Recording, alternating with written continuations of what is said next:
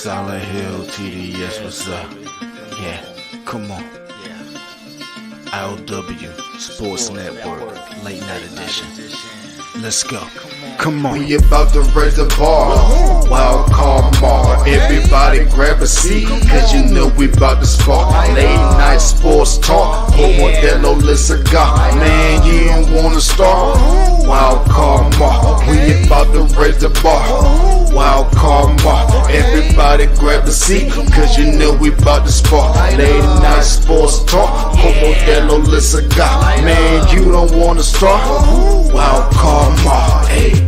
L Boogie with the hot flame, ashtray full of top names, little tree for your membrane. This the 9-hour time frame. I just snatched up a 6-pack, got my hands on a lid pack, whipping up a little batch of snacks. Yeah, man, I think I'm all set. Late night, can't sleep. Go ahead and just tap in. Better grab you a cold one, and we about to get some laps in. Wild card on the microphone, he'll hit you with a couple flurries. Y'all need to just strap in for some entertainment sports commentary. About to raise the bar. Wild card bar. Everybody grab a seat, cause you know we about to spark. Late night sports talk. Modelo Le Cigar. Man, you don't wanna start. Wild card bar. We about to raise the bar. Wild card bar. Yeah. We about to set the bar. Wild card Mar. What's happening, folks? How we doing today? Hold up, just give me a second. I'm looking a little dark. Hold on.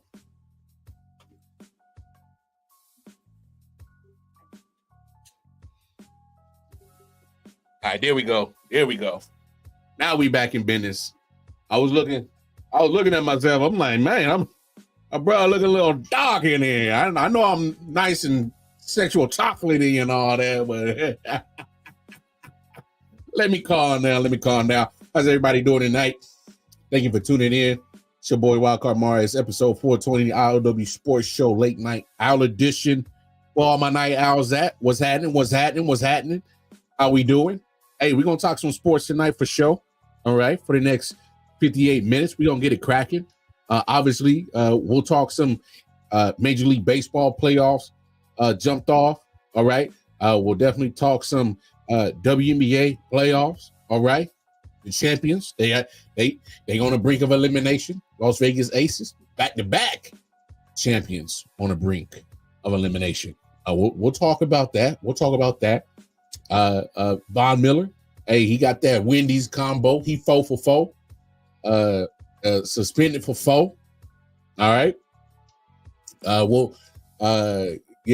for 4. 4 for 4. He on that Wendy's special. We'll talk about that.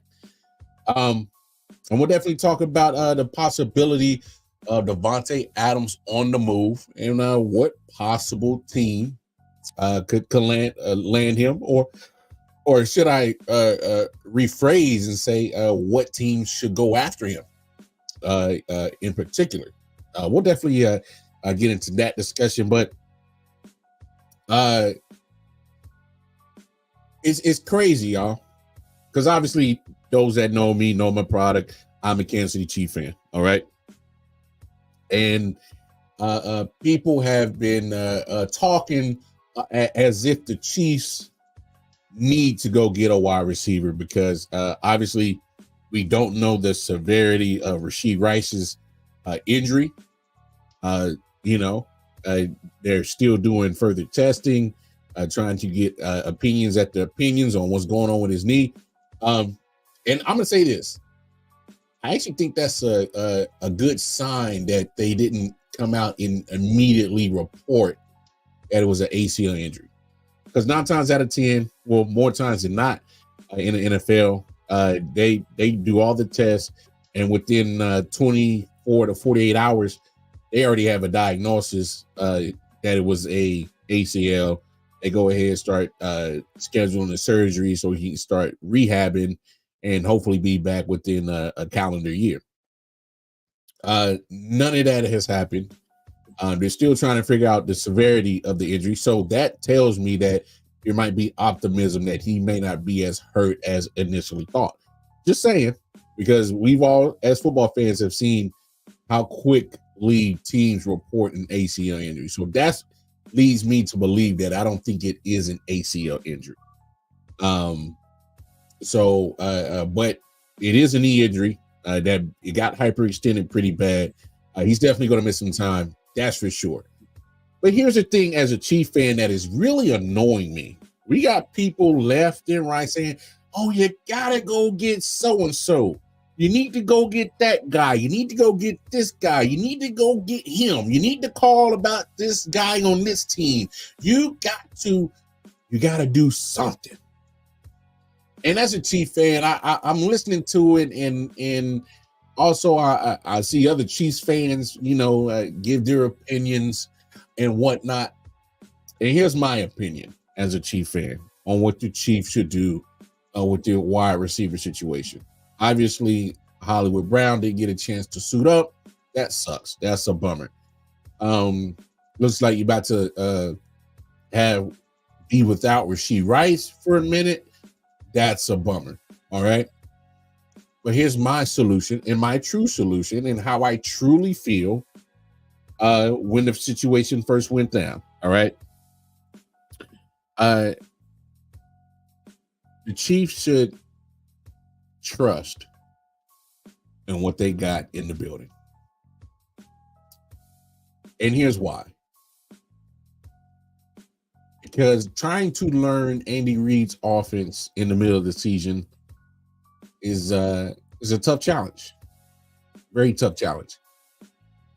Most receivers that succeed with Andy Reid have played for him, gone somewhere else, and returned.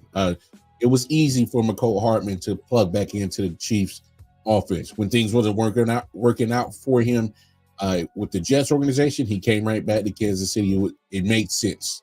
All right. They gave multiple chances to Kadarius Toney. He wasn't able to figure it out. You look at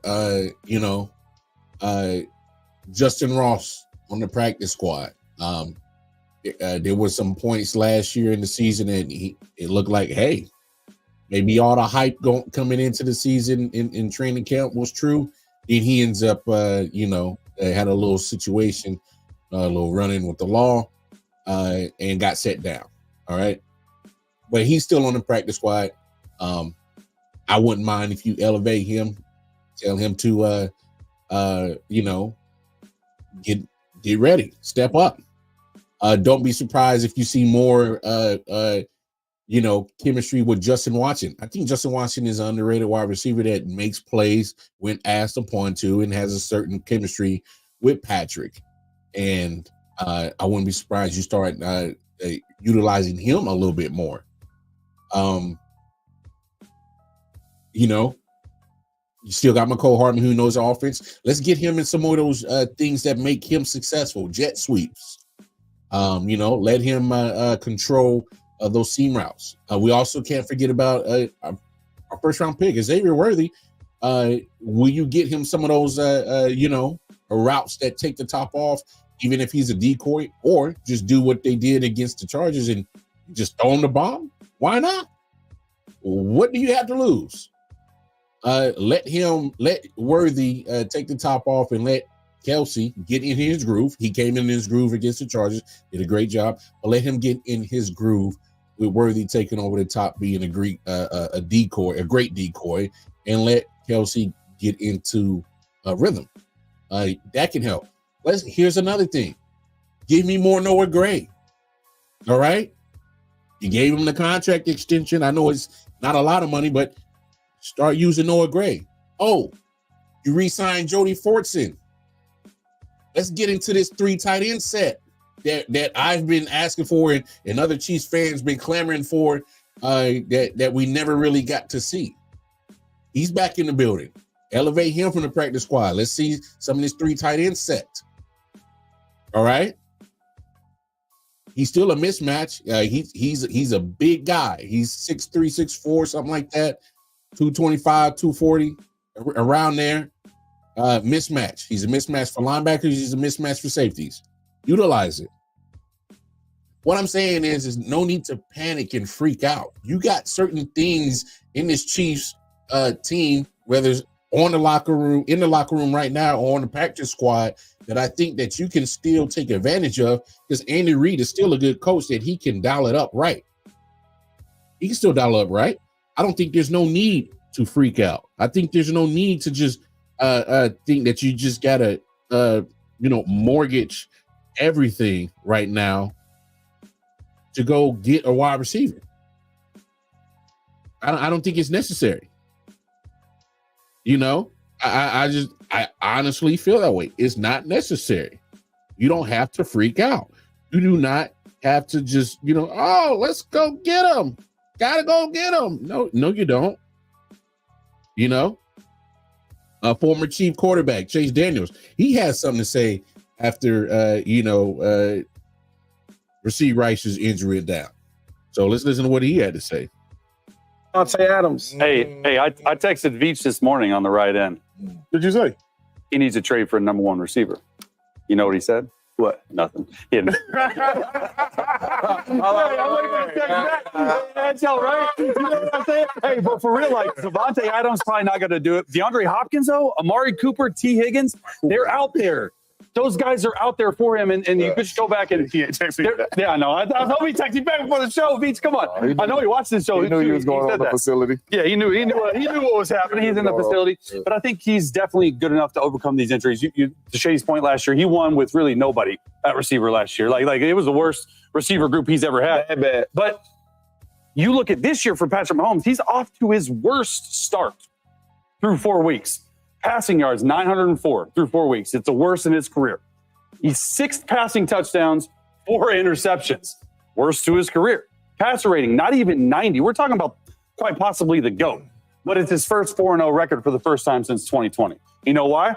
Because that defense is good, man. Steve Spagnuolo, defensive coordinator, he's really, really good. And I tried to figure out, like, Chase, why are the Chiefs winning so much with a horrible unit, not a horrible unit, but Mahomes not playing well? It's because they don't make the big mistakes. Yeah. And I think that's where Patrick Mahomes grew a lot last year with that receiver core is, hey, I'm going to go up to the line of scrimmage. I'm going to get us into the right plays, whether it's a run game, whether it's an RPO, whether it's Travis Kelce, who finally had 7 catches for 90 yards, averaged 13 yards a catch, whether it's punting. A punt is not bad in Patrick Mahomes' mind. You look at the special teams led by Coach Dave Tobe. Harrison Butker is the best kicker in the NFL. Like they're good. I mean, maybe Brandon Aubrey, yeah. But I'm biased a little bit. And then you look at defense and what they're able to do with Chris Jones. Chris Jones is playing some of the best ball I've ever seen him play. So it's a real team atmosphere. And so Mahomes understands it doesn't fall on me. He's never had that issue on and he learned last year. It doesn't all fall on me. I have a really good defense. I have a really good special teams. I get to the 40-yard line. All I got to go is from the 20 to the other 40. We're getting points. Mm-hmm. Just score points. And it's just like, that's what Andy Reid does so well is each game is a different game plan. Just follow the plan to win this game, and then we'll worry about the rest next week. So Chase Daniel brings up a good point, but I'm still thinking you're kind of contradicting yourself by saying, you need to go get a wide receiver number 1, but then you give great points on why you don't need to go get a wide receiver 1 from all these so-called teams that he listed. He listed Amari Cooper, DeAndre Hopkins. And look, DeAndre Hopkins has had a great career. Amari Cooper has had a solid career. Look, no knock on those guys. It's just that all the things that I've listed before, get more playing time for Noah Gray, get Justin Watson more involved, use Xavier Worthy not only for the deep threat, but the decoy to open up everything underneath in the middle for Travis Kelce, let him get in his groove. Juju Smith-Schuster played great down the stretch, winning that Super Bowl 57 against the Eagles. Also, use McCole in these jet sweeps. Use him in his best abilities, those jet sweeps. Get him down the seam. He can also be a take the top off kind of guy.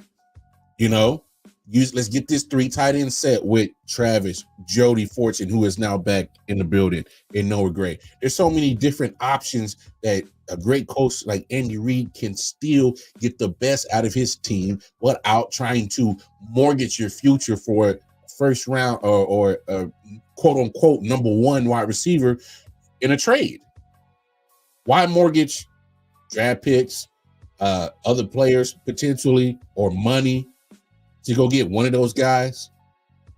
You know, like Amari Cooper or D Hop, who, you know, in D Hop's getting older. You know, I don't know if whatever is left in the tank. You know, Amari, I mean, I like him, but when has Amari Cooper really scared anybody on the defensive side as a coordinator? It's been a minute. Maybe when he earlier days when he's with the Cowboys. I know he started with the Raiders. You know, he saw some of the talent, especially coming out of Bama, but you know, he was okay. I mean, Amari Cooper is a solid, you know, route running technician, but I've never been really, you know, crazy about having him on the Chiefs football team. So with all that being said, Chase Daniel brought up a lot of good points on why you don't need to get a wide receiver. And here's one fact that I think you don't freak out if you're a Chiefs fan about the wide receiver room. Let's be honest. As Chiefs fans, the wide receiver room has kind of been the, you know, lackluster department of the Chiefs the last couple of years anyway. And guess what? It hasn't affected the fact that they're back-to-back champions. When they won to Super Bowl 57, you got Juju Smith-Schuster, Justin Watson, Sky Moore, McCole Hardman, Kadarius Phoney. I mean, you literally got guys who aren't number ones. You win the Super Bowl. Last year, yes, you draft Rashee Rice in the second round, but he didn't start looking like a number one guy till later in the season. He had some drop passes. He had some, you know, issues hanging on to the football. And then all of a sudden he started getting traction, started getting more reps. Back half of that season, started playing a little bit better. Had a good playoff rush. Did great. It wasn't until this year in the first few games that, okay, yeah, he's our legit number one wide receiver. That wasn't until this year that was established. But still, last year went in another Super Bowl with Rashee Rice in his rookie year. Still Kadarius Phoney, Sky Moore, Justin Watson, McCole Hardman, you know, and that was in a trade that about 3 or 4 games in, they brought him back from the Jets. So it wasn't like, you know, the Chiefs still wide receiver room was that amazing. The wide receiver room has been the weakest part of the Chiefs, and everybody's freaking out because of an injury now. Why? The Chiefs, Patrick Mahomes, that good defense, Andy Reid, Travis Kelce, they have a track record that shows that how lackluster the wide receiver room is, they still walk out with a Super Bowl. The track record has been set for the last 2 years.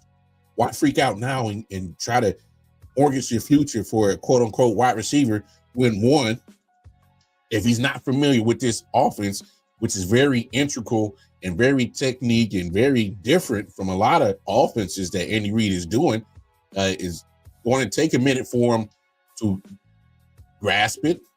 All right. It's going to take a minute for him to grasp it. And it's not like it's the easiest offense in the world to grasp. Very integral. I mean, all the reports come out on how integral that offense is that these offensive players have played for Andy Reid say it is. All right. It's not going to be the easy pickup. And two, why? There's no need to freak out. Now, with all that being said, I felt that way until today. I know I had to switch it up on y'all. I had to build y'all up to let you down. And here's why. Here's why I said that. Here's why I said all that to build you up, to let you down. I always felt that way about, no need to go out and go get a wide receiver. No need to go out and mortgage your future. No need to do this. No need to do that. No need to, Go get this guy from that team. No need to inquire about that guy on that team. No need to freak out. It's okay. We've gone through worse. You've seen worse situations. Why freak out? And I really stand by that until this happened. Until I woke up and saw this from a nap on my phone that this was the news. For the clear team. I think the Jets can win a Super Bowl. I think this puts the Jets as the favorite in the AFC East if they get Davante Adams. Baltimore was the second team I thought. Pittsburgh, I like Washington and Dallas. Here's the thing that you just threw Dallas in there kind of. Yeah, I don't think any AFC West right. team, all you people saying the Chiefs, it's not going to happen. They're not going to trade him in the division. I think the interesting thing with Jets, Baltimore, and Pittsburgh, if you're those organizations, you're probably going to be a good football team this year. Your draft pick, if it's a second round pick, is going to be somewhere in the 50s next year. You're going to tell me you won't give up the 50th pick for Davante Adams when you know to go get a Lombardi. When you know he puts you significantly closer to the trophy. If I'm Davante, I'm going to Baltimore. Go to Baltimore. Like if I'm him, I'm going to Baltimore. Years ago, wasn't that Anquan Bolden? That was Anquan. But think about the history they have with veteran wide receivers. Steve Smith went there. OBJ. You talk about Anquan, but also to your point, Hawk. Like if you at this point in your career, if you Davante, a Super Bowl is real. But here's the pushback to that. If you're Davante, do you want to go to a team that you, or at least offense, believe is run centric, or do you want to go play with Aaron Rodgers? And so I never thought I would be at this point where say, hey, go get a guy. And obviously that was Dan Orlovsky right there, NFL Live. Davante Adams on the move. Now, I just spent the last 18 minutes talking about, Chiefs, don't freak out, stand pat, don't go making a trade, don't get this guy, don't get that guy. Until this. I'm just being real. If the Raiders come out and say, hey, we'll move Davante Adams for a second round pick, the Chiefs better call.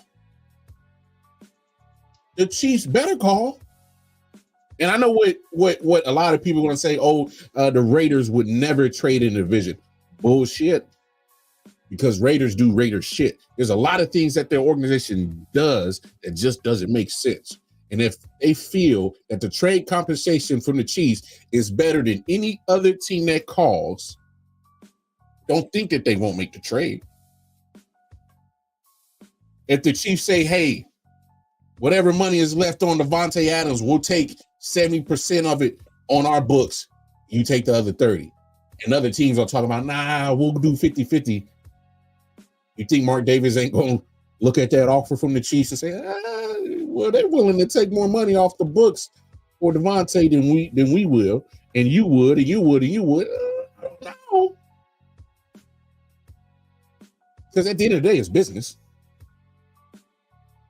You can hate whoever you want, but if they give you the best offer, hate gets overruled by the best business move all day, every day.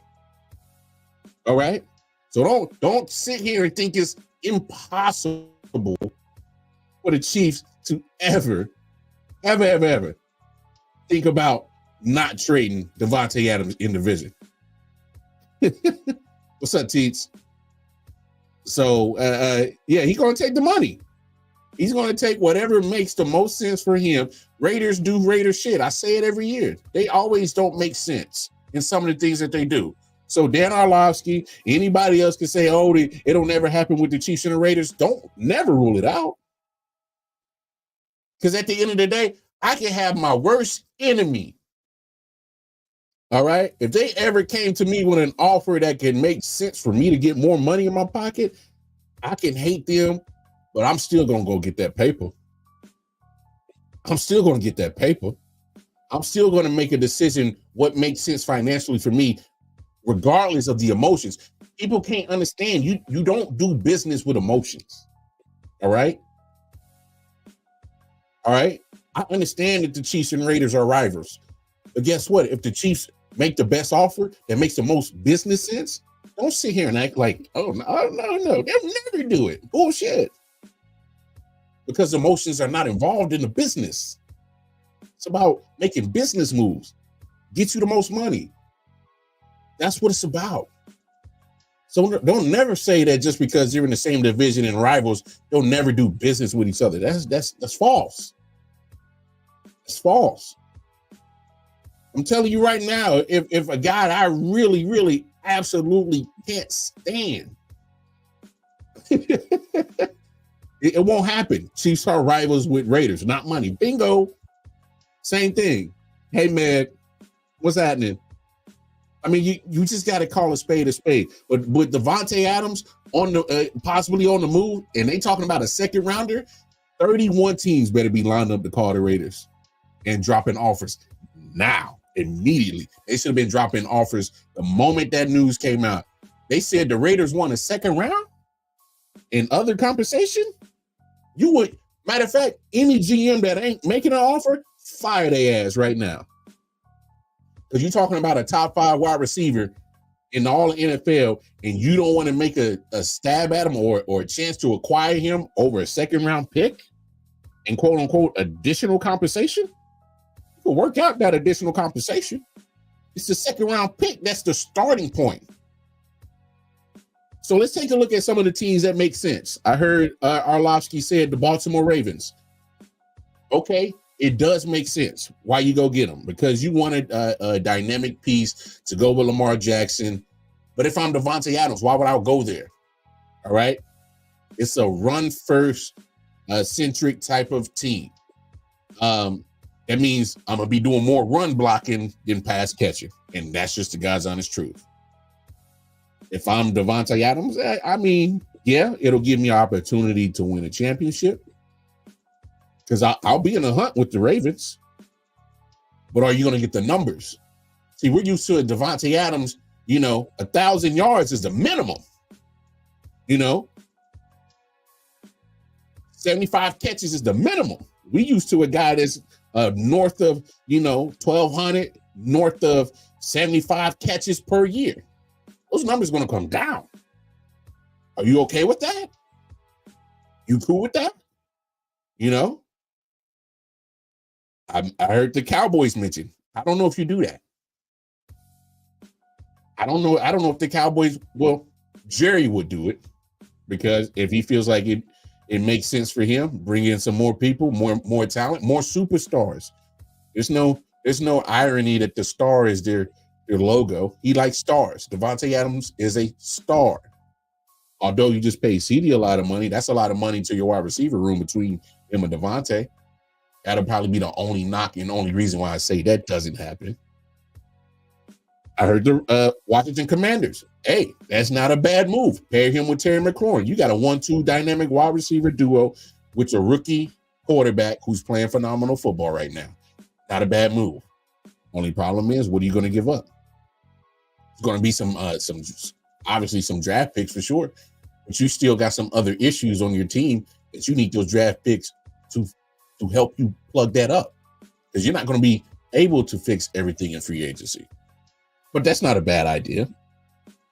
The Jets, why not reunite with, Aaron Rodgers? New York. Sounds good, right? That's not a bad move. It's really not. Here's the only issue I got with him going to the Jets. I think there's something going on with Aaron Rodgers and Robert Saleh that just ain't came out to the public yet. Something ain't right there. Something just ain't right. It's too much bad body language that I'm seeing in between them two.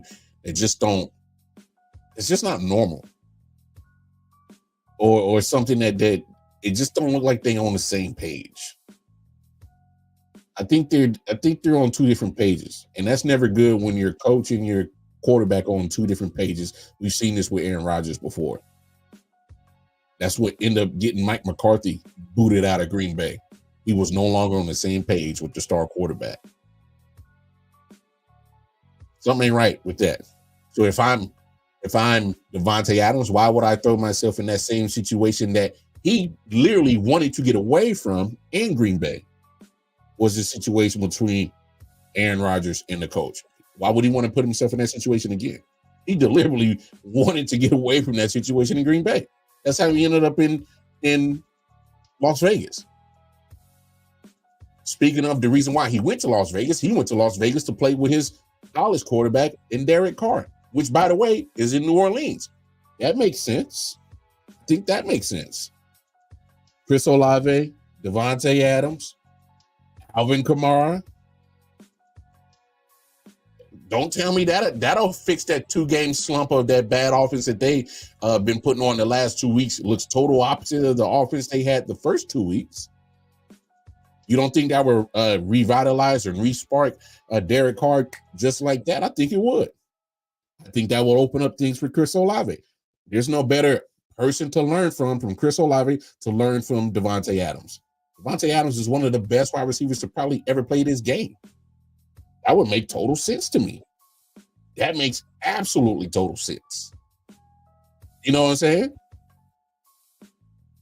I mean, we got to be honest.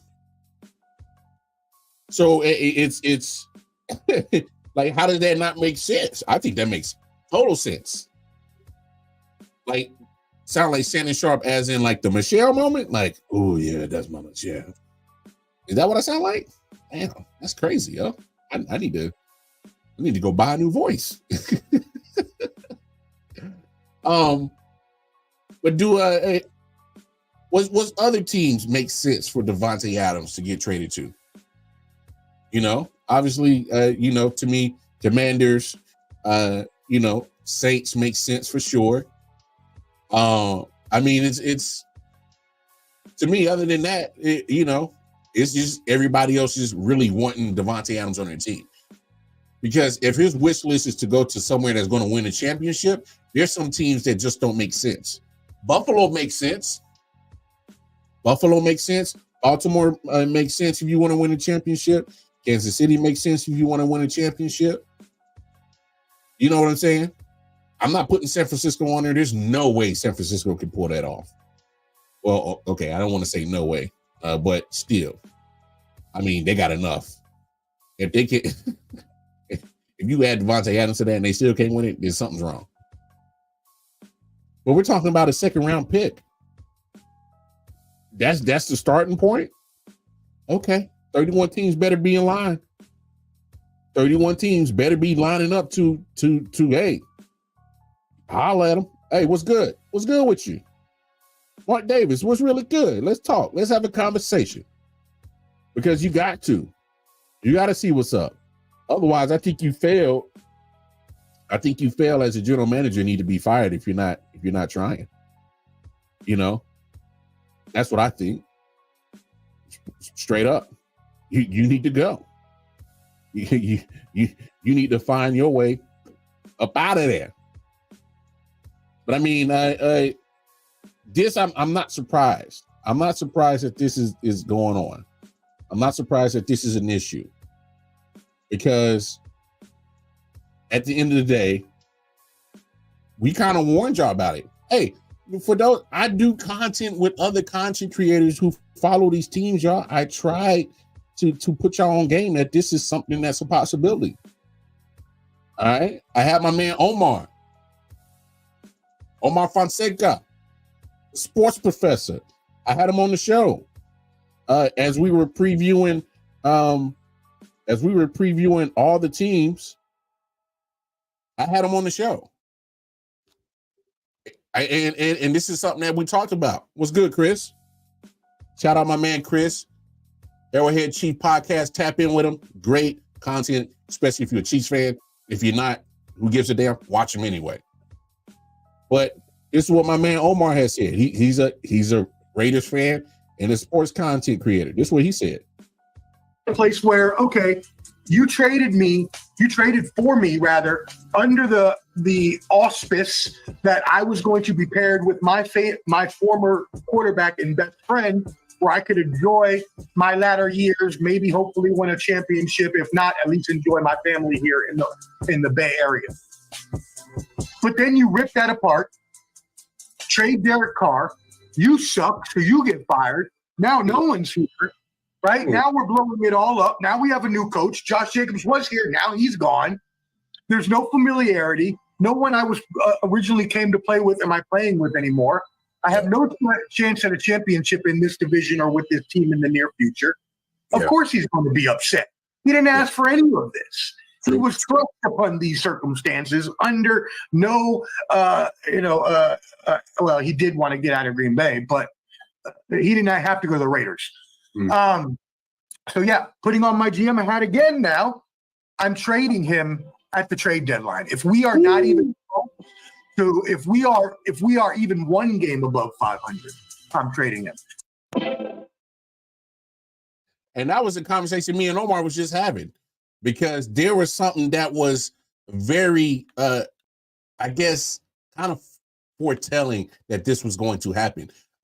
Anybody see Wide Receiver on Netflix? Obviously, they did the original year quarterbacks with Mahomes, Kirk Cousins, Marcus Mariota. So they did wide receivers. They had Justin Jefferson, Debo, what's his name? The tight end, George Kittle, Amon-Ra St. Brown, and they did Davante Adams. I don't know if anybody saw that series, but if you saw that series, you know exactly what the hell I'm talking about. It already looked like Davante Adams was ready to get the hell up out of there. And back to my man Omar's point, I mean, he was just talking about how the situations on how he ended up in Vegas. Hey, y'all told me that I'm coming to Vegas to play with my old college quarterback. That's what you sold me on. 1 year with him. Next year, he gone. All right. You take your leading rusher, Josh Jacobs, killing it. You don't bring him back. All right. So it's like just this is what I mean by Raiders do Raiders shit. Just shit compiling left and right. You got one of the best receivers who chose to come to you in a trade and then signed a nice contract, and you do move after move to just continually piss them off. Next move after the next move, piss them off. Now you're here. This was going to happen. This was bound to happen, that this man was going to ask for a trade request because you keep pissing on him. Not in R. Kelly style, but you're pissing him off. Like, how do you not understand that this guy was going to eventually just say, hey man, hey man, fuck y'all. I'm done with y'all. Did y'all really think he was hurt last week? No, that was him saying, hey man, get me the hell up out of here. I'm just gonna take a vacation. Y'all let me know when I'm acquired by another team. That's what I think that was.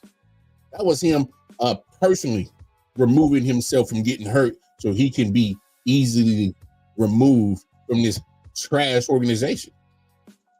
Get me the hell up out of here. I'll make it easy for y'all. I won't get hurt. I won't even play. I won't practice. Because come on now. I think he's fed up. He has to be fed up. What I'm trying to tell you now is 31 GMs better do their job. And if a GM do not call the Vegas Raiders and they asking for a second round pick, Brett Veach, I swear to God, if you don't ask the Raiders about Davante Adams for a damn second round pick and additional compensation, all you jokers should be fired. You should be fired as a GM immediately if you don't call the Vegas Raiders for Davante Adams for a second round pick. You better come up off that second round pick in additional compensation. You're talking about one of the baddest wide receivers in the league. You easily,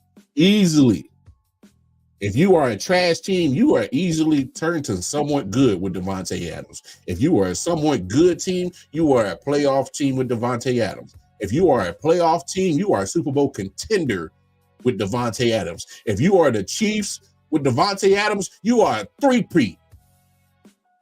You damn right, a three-peat. You chasing history, Brett Veach, go get him. It makes that three-peat a lot easier to go get. For a second-round pick, make it happen. There's 31 teams that need to be calling the Raiders right now. If you don't fire that motherfucker as general manager, he ain't trying, he ain't doing his job. Get him the hell up out of there. Straight up. Another guy that just can't get right. I thought he was done. Von Miller, man, had a little situation last year. His pregnant lady, apparently in Texas, had a little situation. Charges weren't found. Some of the situation just, kind of went away. But that doesn't mean that the NFL went away. News dropped today. They said, yeah, pimp, you got to sit down for about 4 days, 4 games. So Von Miller suspended for personal conduct violations. Yeah, he got to sit down. Homie got to sit down. I will say this, the NFL is kind of weird, and how they apply their rules and regulations, when to suspend each other. But Dan Graziani had to say this. Yeah, the Buffalo Bills edge rusher Von Miller is suspended 4 games, and Cleveland Browns defensive tackle Mike Hall Jr. suspended 5 games for personal conduct policy violations. Miller, of course, was up on domestic violence, accused of domestic violence last December. And Mike Hall was in trouble, obviously, during training camp. Anyway, 4 games for Miller, Mike Hall 5 games. Still, this is just coming in now, so that's effective immediately. Suspended without pay, both of those players. No, suspended without pay. Ooh, you want to get to a player's pocket who makes millions of dollars, or get to make them act right? Get them in their wallet, dog. They gonna act right. Eventually, at least the smart ones do. Smart ones say, hey, man, I ain't gonna keep losing no more money. I'm gonna act right. No worries. But I'm looking at this. I know Von Miller is 35. He's not starting all defensive plays like he used to with the Buffalo Bills, which is fine. But I will give Von Miller his credit. He's been playing great football this year. Take away the Baltimore game. Nobody in Buffalo jersey played good as they got their ass stomped, but he's been playing well, be getting after the quarterback. But I think this is not good for the Buffalo Bills, and here's why on this matter. We remember last year when the Buffalo Bills had Von Miller and he ended up getting hurt, and all of a sudden their pass rush disappeared. There's a good possibility that might happen again. Because Greg Rousseau won't get the help on the other side and get those single blocking assignments. It makes it that much tougher for Ed Oliver in the middle to kind of get free. Because what Von Miller does, him being an elite pass rusher, even still at 35 years old, which he has shown this year, it helps everybody else in that front four. Makes it easier for their assignment to get after the quarterback. And then we saw last year when he got hurt and was missing, the pass rush started disappearing. Remember, they was killing it, getting sacks left and right. He goes down with the injury, and then all of a sudden, just where'd the pass rush go? It left with Von Miller. There's a big possibility that's going to happen this time. Now, it's not because of injury, it's suspension. So here's the 4 games that he's going to miss. He's going to miss the Seahawks game. Hey, the Seahawks are 3-1. They just had their first loss. Still, you need your pass rush against the Seahawks. Did y'all not see how accurate Geno Smith was for the most part? Did you not see how Jackson Smith-Njigba is a nice option in the slot? Did you not see how, get the ball to Tyler Lockett, get the ball to DK Metcalf? The wide receiver room in the Seahawks is legit. You want a sure tackler to tackle Kenneth Walker III, the running back who had 3 touchdowns last week. You're going up against a very high potent offense. You're going to miss Von Miller. If you think they got their ass kicked against Baltimore, there might be a possibility it might happen again this week. Seahawks offense ain't no joke. They got some dogs on that offense. All right. They're gonna miss the Houston game, Von Miller. What, Houston got a trash offense? No. CJ Stroud happens to be pretty damn good. He happens to be pretty damn good. Now, without Von Miller, you don't think Stephon Diggs remembers how important Von Miller was to that Buffalo's defense? You don't think Stephon Diggs is telling CJ, hey man, we about to cook these motherfuckers in 2 weeks. Let's get it. We having buffalo wings tonight. You don't think he knows how important Von Miller was to that defense? I'm pretty sure he's licking his chops like, yo, I can't wait for that game. Not only is it a revenge game, y'all been talking little slick, little commentaries, Josh Allen. You've been talking real slick, real greasy about me, which is subliminals. Oh, and now you without your best passer? Ooh, I can't wait for that one. Stephon Diggs might fuck around and have 3 touchdowns that game.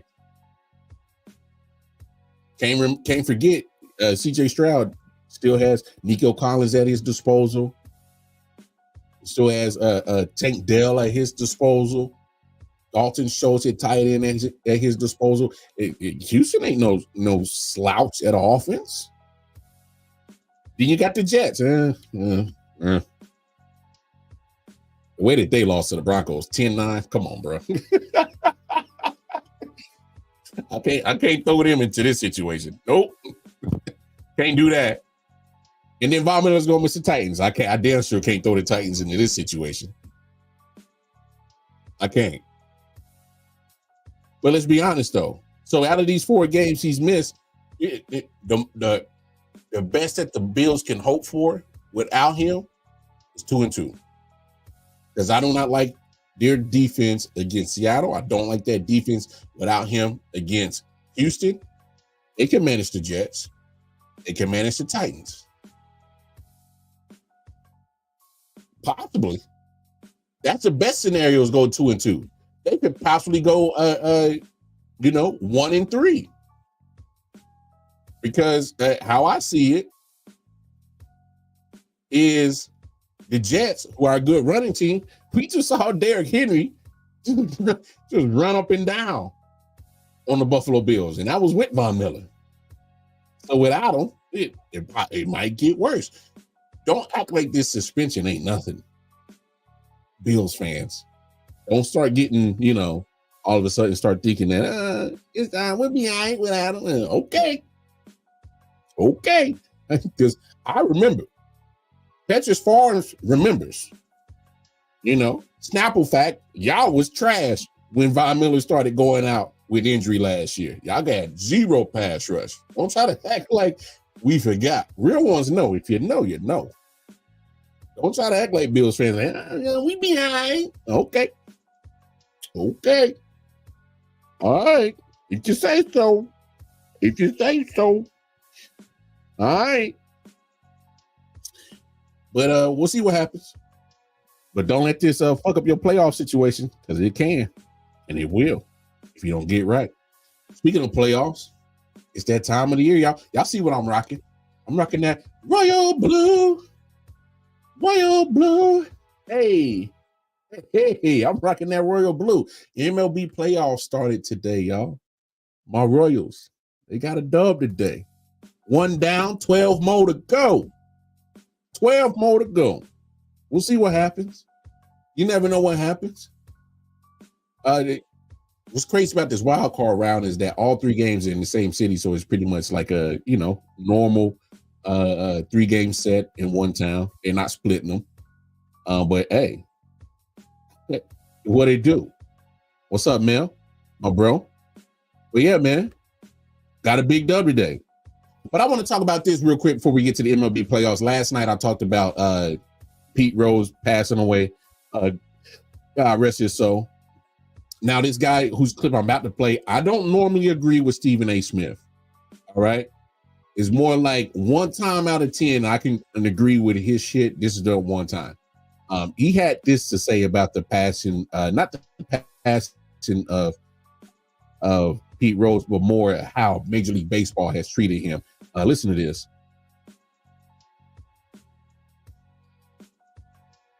Come on now. people make mistakes. Murderers have been let off quicker than Pete Rose has. And baseball want to sit up there with its high and mighty hypocritical selves and literally denigrate this man. In 2016, he got a in 1999, he got a standing ovation. Remember that, doggy, in Atlanta during the World Series? Remember that? They gave him a standing ovation. The American public said, bump all that. We want this man here. We know what he did for the game. We know he hurt himself. We know that wasn't a good look, but it shouldn't erase 23 years. And they 100%. Did it anyway. Pox on all their damn houses. Right? They better not make any mistakes. Don't forgive him, y'all. Don't forgive anybody in baseball who couldn't forgive Pete Rose. Hey, like I said, I don't agree with a lot of Stephen A. Smith shit. I don't. But that one, my man was cooking on that one. How dare Major League Baseball not have your all-time, just about everything when it comes to hitting? All-time hits guy, all-time games played, at-bats. He's the leader. He has so much history in Pete Rose, and you don't want to have him in your Hall of Fame because he gambled on the sport. Just let me know, anybody answer this question. Let me know when gambling has hurt a sport. Just let me know when gambling has hurt a sport. Fact of the matter is, was it wrong? He broke a rule? Yes, he broke a rule. Cool. But you couldn't forgive him? He literally has so much history in himself that is necessary for the Hall of Fame. So you're trying to tell me, hey, he gambled on our sport, but we cannot have him be a representative of our sport at all, even though he holds so many records of your sport. Like I said last night, that's like having the Basketball Hall of Fame not putting Michael Jordan in the sport or telling the story of basketball without Michael Jordan. We know Michael Jordan was a gambler. If you're trying to tell me that Michael Jordan never gambled on sports, basketball, I wouldn't be surprised if he did. He just probably never got caught, or they never gave a damn because it was Michael Jordan. But he was a gambler now. You trying to tell me Michael Jordan never gambled on the NBA? Come on, we talking about in the NBA where the referee was trying to fix the games. Here's my thing about gambling. I said it last night, and I will preach it to the highest heels. Why are these sports entities trying to make gambling such a bad thing for the athletes that participate in that sport? And you're trying to say you want to protect the integrity? What the fuck are we talking about? You literally have deals. You literally have endorsement deals with DraftKings. You have partnerships with FanDuel, Caesars, all these sport bet apps. You are in bed with them already. You're getting paid from them. You got your athletes doing commercials for them. Literally. How dare we say that, hey, betting is so bad for the sports, but damn it, sports and gambling have been in a marriage since forever. Forever, ever. Sports and gambling goes together like peanut butter jelly, dick and pussy, ham and burger, Kool and Aid. It goes together. What the fuck are we talking about? Are you serious?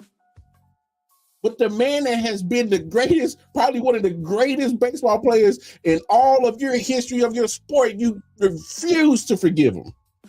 Refuse to forgive him. And say, no, we can't have him in here. He bet on the game. What kind of sense does that make? What sense does that make? The fuck out of here, MLB. Who the fuck you think you are? All high and mighty. Let's not forget, y'all do know Barry Bonds ain't getting in if they ain't gonna let Pete Rose in. And I say this, like I said last night, if they all of a sudden put Pete Rose in the Hall of Fame, it's very disingenuous. You waited till that man croaked when you had all this time to forgive him. But my thing is, you're about to have your all-time hits leader in Pete Rose, and you're about to have your all-time home run leader in Barry Bonds not in the Hall of Fame. Marinate on that. Marinate on that. Major League Baseball benefited, got some popularity because of the popularity that Pete Rose brought. Major League Baseball profited and benefited off of some popularity of Barry Bonds. Remember the home run race? No, they would cut through anything that was on ESPN. Hey, live at bat, Barry Bonds in chase for a home run number 72. Do we forget that? Is that what the Hall of Famers or the committee is forgetting? We're forgetting about the players who helped put your sport on the map. When you want to act high and mighty, oh, he might have used steroids. Oh, he gambled. How dare we put him in the Hall of Fame? Newsflash, every last motherfucker you got in the Hall of Fame, check their damn records. Check them all. Matter of fact, go do a background check on every last motherfucker you got in the Hall of Fame. And if they got something just as bad or even worse than steroid use or gambling, fuck their ass out the goddamn Hall of Fame. That's how you solve the problem here. If gambling and steroid use is so damn bad and keeps you out the Hall of Fame, do a background check on every last son of a bitch in the Hall of Fame of baseball, and if they got something equal or worse than gambling or steroid use, get their ass up out the Hall of Fame. Solved your problem. Cut the check for me. I just solved the problem for you. Since you can't have the same playing field when it comes to names and quote unquote things that are so taboo, and go do background checks on every last one of them. So I'm putting cases on all you sons of bitches. Go ahead. I solved your problem right there, Baseball Hall of Fame. Go ahead. Background check on Babe Ruth. Background check on Nolan Ryan. Throw a name out there that's in the Hall of Fame. I don't care. If they done something so egregious, worse than gambling and steroid use, get their ass up out the Hall of Fame, and we ain't gotta have this debate no more. But you got the all-time hits leader and the all-time home run leader not in your Hall of Fame, and they won't be in there no time soon. Crazy, right? All right. Just thought I went crazy. But MLB playoffs is underway. Things got to get right. My Royals get the dub. Braves, they stunk up the joint. They got their ass kicked tonight. Look, 3-game set. So you got to win 2 or 3, and you better be on your shit. Otherwise, you're not gonna get out this wild card. You're gonna be packing those bags. Houston Astros, Detroit Tigers. They caught them lacking. The Mets. I talk about the Mets. New York Mets got off to a piss poor start. Look where they are now. Beat the Braves to get into the playoffs, and then they put 8 runs on the Brewers. Like I said, the Braves, they still got in, but 4-0. They got to do something. So there's going to be some game 2s tomorrow. Matter of fact, all 4 games that were today, Kansas City, Baltimore, Detroit, Houston, Mets, Brewers, Braves, Padres, they all going to run it back tomorrow. And I can't wait for it. Heating up. Speaking of other playoffs, ooh-wee. I got to be honest, y'all. I'm glad Caitlin Clark is booted from the playoffs. Only reason why I'm excited about it is not because I don't like Caitlin Clark. I love Caitlin Clark. Loves what she brings to the game. It's these raggedy motherfuckers that keep having these disgusting narratives around WNBA and using Caitlin Clark's name in reason for spitting just disgusting vitriol at their mouths or typing it with their fingers. That's why I'm happy she's not there. Because I'm tired of people, just having this disgusting, idiotic takes and hate that comes out of their mouth or with their Twitter fingers, and they do it in the name of Caitlin Clark. So I love Caitlin Clark, but damn it, I'm glad she's gone because I was tired of that shit. Oh, it was so annoying. But we did, hey, the champs, they got to do something. And Sabrina Ionescu of the New York Liberty has been balling out of her damn mind. If she keeps playing like she is now, she will be the playoffs MVP. She's going to lead the Liberty to a WNBA championship, and she will be the finals MVP. If she keeps playing like this, Sabrina said, hey, y'all forget I'm a bad motherfucking white girl too. Y'all keep talking about the Caitlin Clark little heifer. I was her before she was.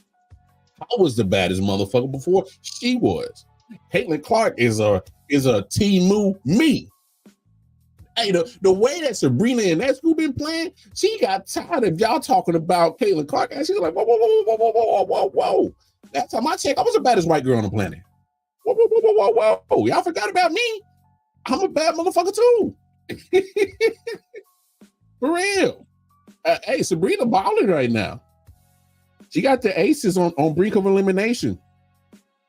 And at this point, we just got to be honest. I'm not counting the aces out until they out. Because Asia Wilson is still a bad mother. Shut your mouth. And she ain't going to go down without a fight. She won't. But if you get another performance from Sabrina like she has the last two games, I don't care what kind of game Asia Wilson has. Sabrina going to send them packing. And she's balling right now. She really is. She's doing her thing. The Lynx, they get a win tonight. They tie up the series 1-1 with the Connecticut Sun and Connecticut Sun. They were right there. You know, they were right there. He said, I'm buying another pair of kicks. I ain't mad at you, dog. I ain't mad at you. But no, you know, Alana Smith, she had a great game. You know, she was shooting behind the arc. She was killing the Kinetic Sun behind the arc. Brings that series tied 1-1. Hey, this is my thing, WNBA. See, this is what happens when you don't put your playoff games on Sunday and get buried by NFL. I got time to watch y'all on a Tuesday. You know, I got time to put NXT on my TV, and I got time to put the WNBA on my phone, and I can watch y'all. But on Sundays, no, I got double headers. I got two games. I got NFL on CBS on one TV, and I got NFL on Fox on my phone. I ain't got time to watch your playoff game in the middle of Sunday football. See, this is what happens. See, this is what makes sense for y'all. Stop putting your product on the same day as the NFL. Then I can make sure I'm focused on Sabrina and SQ putting on a master class, about to knock out the back-to-back champs. I can watch Alana Smith light up behind the three-point arc and tie it up with the damn Connecticut Sun, who is a damn good team. I can see that. I can focus on that. Get smart with your product, WNBA. Stop burying yourselves. All right? Now I can focus on the great product that you got. All right? Don't that make sense? It makes sense to me. It should make sense to you too. Stop doing that to yourselves. All right? Don't do it no more. Don't be silly. Don't be silly. All right, y'all. Hey, appreciate everybody tapping in. I see a lot of faces, a lot of my peoples. My man Chris Style, y'all tap in. Railhead Chief Podcast. Good content. If you a Chiefs fan, if you're not, so what? Watch it anyway. Shout out my man Mel. That's my Four Corners brother, 613 Fate Productions brother. Y'all tap in with us, 613 Fate Productions. Of course, my sister from another mister, Teets Harvey. Young Titi, she was in the building. Meg, holla at you. And whoever else was in the, watching, listening. I appreciate y'all. But I'm going to get up out of here. And then we got one more show tomorrow night. Like I said, double C, consistency and content. I ain't worried about my content. I got to stay consistent. Appreciate y'all. Love y'all. Y'all know what it is. Most importantly, take care of yourselves. Take care of each other. See y'all tomorrow night for one more episode. I.O.W Sports Show, Late Night Owl Edition. I'll let your boy Wildcard Mon. Peace. Yeah. Solid Hill TD, yes, what's up? Yeah, come on. I.O.W Sports Network, Late Night Edition. Let's go. Come on. We about to raise the bar. Wild card Mar. Everybody grab a seat, cause you know we about to spark. Late night sports talk. Modelo, let's go. Man, you don't wanna start. Wild